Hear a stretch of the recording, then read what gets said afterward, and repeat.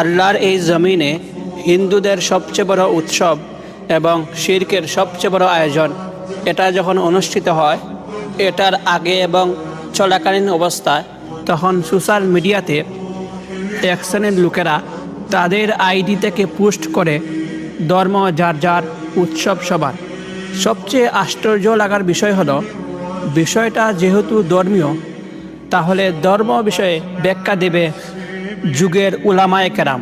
কিন্তু ধর্ম বিষয়ে আমাদেরকে জ্ঞান দিতে আসে যারা রাজনীতিবিদ, ধর্ম বিষয়ে আমাদেরকে জ্ঞান দিতে আসে যারা বুদ্ধিজীবী, কিন্তু তাদের মধ্যে ধর্ম বিষয়ে সামান্যতম জ্ঞান নেই। যদি সামান্যতম জ্ঞান থাকতো তাহলে এই কথাটা বলতে পারতো না, ধর্ম যার যার, উৎসব সবার।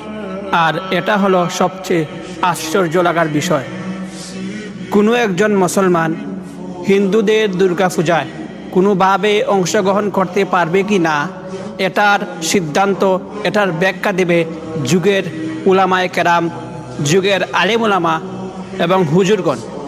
দ্বিতীয়ত হলো, এই স্লোগানটি অযৌক্তিক একটি স্লোগান এবং হাস্যকর একটি স্লোগান এবং মিথ্যা একটি স্লোগান।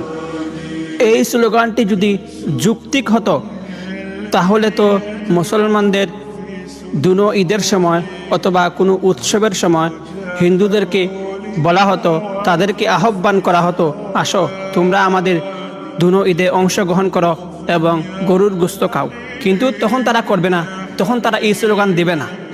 এ থেকে বোঝা যায় উদ্দেশ্যমূলকভাবে মুসলমানদের ঈমান নষ্ট করার জন্য এই একটি স্লোগান ইসলামের শত্রু যারা তারা বের করেছে, কিভাবে মুসলমানদের ঈমান নষ্ট করা যায়।